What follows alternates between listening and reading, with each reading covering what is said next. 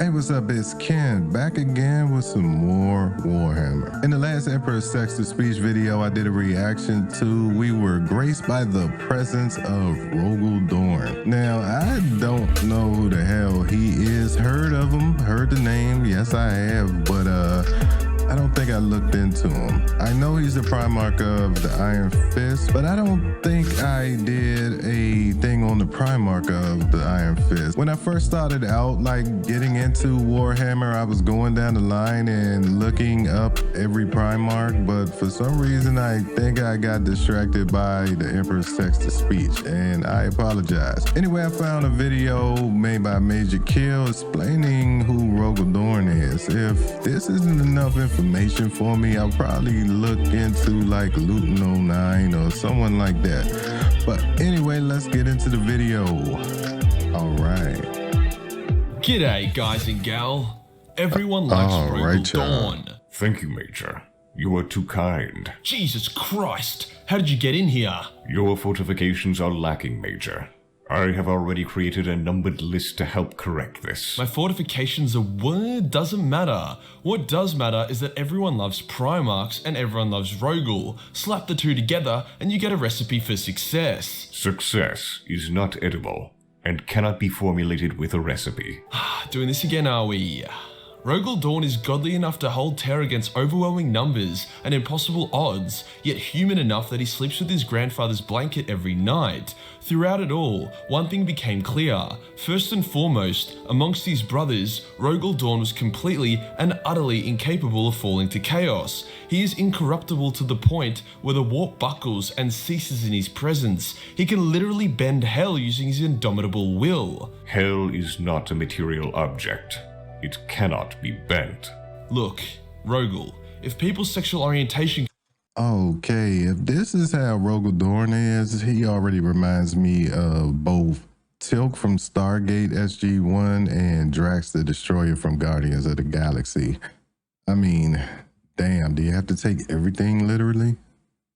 Fuck. Can be bent, so can hell. No. Today we'll go over why Rogal is so incorruptible and indomitable, highlighting moments where he spat in Chaos's face and made them rule the day that the Praetorian of Terror was created. Let's get into it. Rogal was off to a good start, in the fact that he had a positive male role model when he grew up. Yes. My grandfather. A brilliant man who introduced me to fun activities, such as engineering and architecture. Each to their own, I guess. As such, Rogal Dorn escaped the devastating affliction which was the main cause of Chaos's ability to lay so many Primarchs low. I am of course talking about daddy issues. Daddy issues create a hole in one's soul that cries to be filled out. For girls, this manifests as teen pregnancies. For guys, this manifests as becoming demon Primarchs. But I'm getting ahead of myself. Whilst Rogal did not have the magic of Magnus or the hide-and-seek skills of Corvus, he still had his own cheeky abilities, including not being able to lie and being wildly good at Lego building, with just some examples. Now, whilst these abilities seem comparatively shit compared to Sanguinius's wings or Conrad's foresight, they allowed him to tread a path that tore through deception and temptation. If you cannot lie to others, you cannot lie to yourself, and it was often the lies to oneself that allowed chaos to creep into their rectal orifice. That is not how chaos corruption works. Only Slaanesh takes interest in one's posterior, and that is well after they have already fallen. Dude, can I use any Oh my God. There's a joke there, but I don't think I can say it on YouTube. metaphor with you? No. Well, I'm going to keep doing it anyway for comedic value. The real test of one's ability to not pledge their soul to the forces of hell came when Horus unveiled the fact that he was a jealous douchebag and he declared jihad on the Emperor. Some of the Primarchs passed this test with flying colours, such as the Lion, who genuinely made Chaos enter into an awkward silence when they read his soul and try to come up with something that might sway him, and others barely pass, like Sanguinius, who nearly allowed himself to get possessed by a fucking demon because maybe it would prevent his sons from becoming edgy space vampires. All of them had their test, all except Rogal. Chaos didn't even bother trying to turn Rogal to Chaos, as it would just be a waste of time and likely a waste of demon lives. As soon as news of Horus's tomfoolery emerged, Rogal immediately sprung into action, preparing loyalist defenses as well as counterattacks. He vowed he would see every single traitor dead or die trying. There was no, "Oh man, but I really liked Lorgar." A, because Rogal is a hard motherfucker and sees the world in a very black and white way, and B, nobody likes Lorgar. While it is true that Lorgar is indeed liked by nobody, my vision is incredibly good and is not limited to only black and white. In fact, I can see far beyond the human spectrum. Do you like building thick walls because they remind you of yourself? I am not a... You know what? Don't answer that. Another ability of Rogal's that began to manifest, which made the impossible task of turning him to chaos even more impossible-ier, because that's a word, was Rogal's aforementioned ability to bend and silence the warp. The dude's willpower is so legendary that the tide of thoughts and emotions that surrounds all living things is genuinely repelled by Rogal, hence trying to corrupt him via a chaos wound, like what Horus got, would likely do nothing as the warp stuff in the blade would recoil from his presence, and something like the layer blade would scream in pain from being in his grasp. Not that he would grab it in the first place, because he's not a retard, but you know what I mean. Fulgrim's corruption by the layer blade was by far the dumbest of all my traitorous brother's falls, even including Mortarian's transfiguration into a smelly moth. Okay, so chaos can't lie to him or deceive him, and it can't corrupt him via wounds or artifacts. Can it make him join them from his own free will? Maybe by giving him a charismatic speech? Absolutely fucking not. The reason being that Rogal doesn't want to listen to bad guy monologues or have conversations with them. When he was fighting Alfarius kept trying to chat mid-battle and convince Rogal of his cause, but Rogal just ignored him, and when the opening presented itself, murdered the ever-living shit out of Alfarius in an extremely hectic Mortal Kombat-esque fatality. There was no goading or yelling as Alfarius lay dying, he literally killed the dude in under 2 seconds from when he began his finishing move. A similar situation emerged with Fulgrim. Fulgrim loves monologuing, and it only got worse when he got turned into a rapey snake. Yet when he fought Rogal just kicked the shit out of him whilst remaining mostly silent. One of the only things he said was that he was really good at sword fighting, which you know is a good call considering he won the fight. Even when Fulgrim lied and was like, "Turn around and look, Dorn, the wall has fallen, you have lost," all Rogal replied with was, "No." Even if Chaos got a word in, what would they say? "Hey man, we will let you build shit. Dorn already builds whatever he wants. Hey man, we love fisting. Dorn isn't into that kind of fisting. The one thing that Dorn wants, Chaos definitely can't give him. And that is to settle down and build wondrous works of art. Buildings that don't require reinforcement against missiles and cities that aren't made to withstand demonic invasions. Pure art for the betterment of humanity. Basically, Dorn wants a galaxy without war.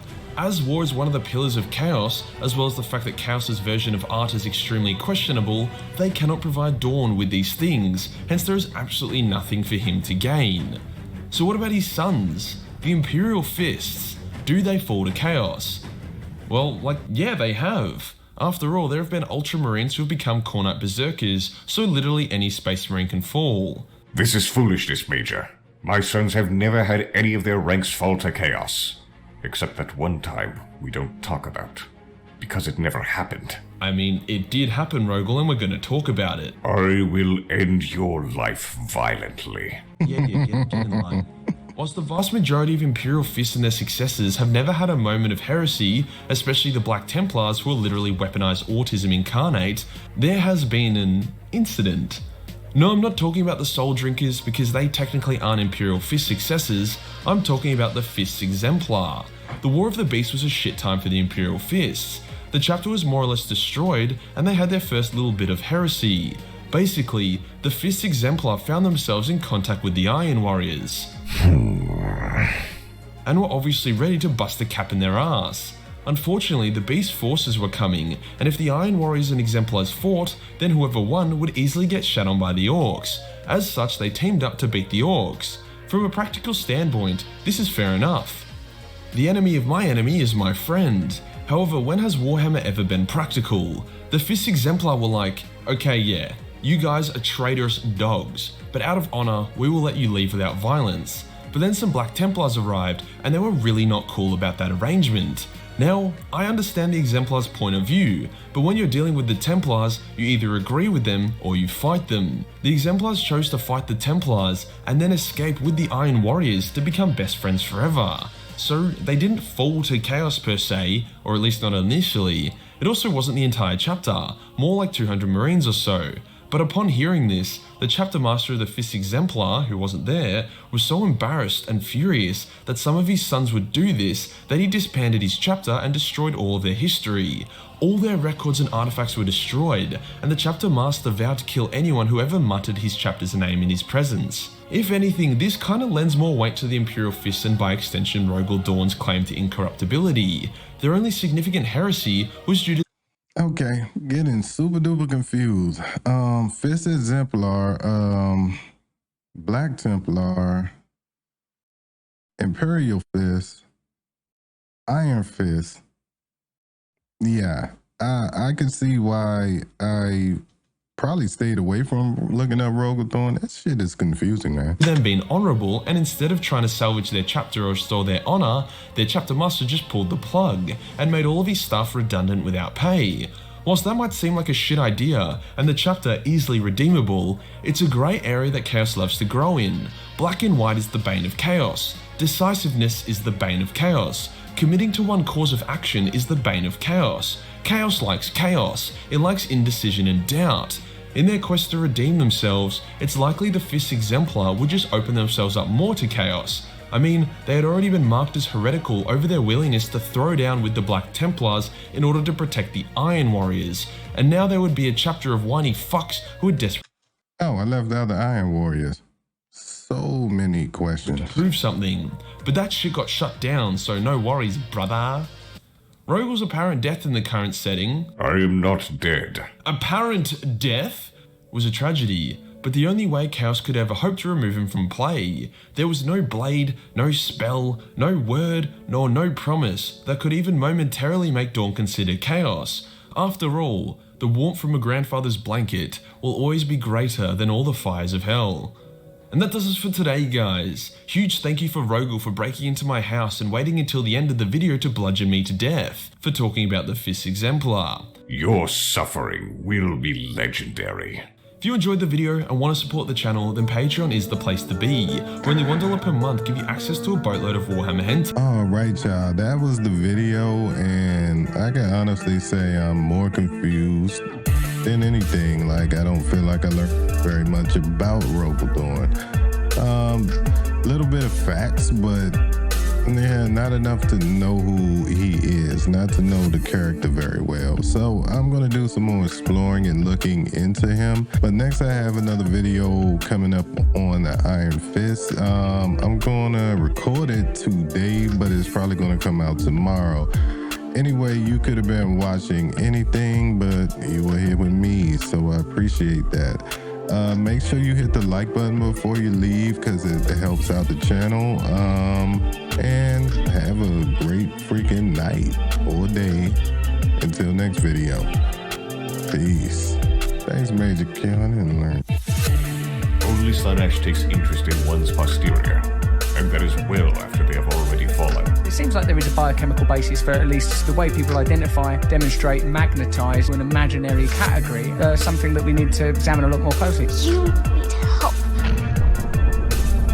Looks like we've got another mystery on our hands.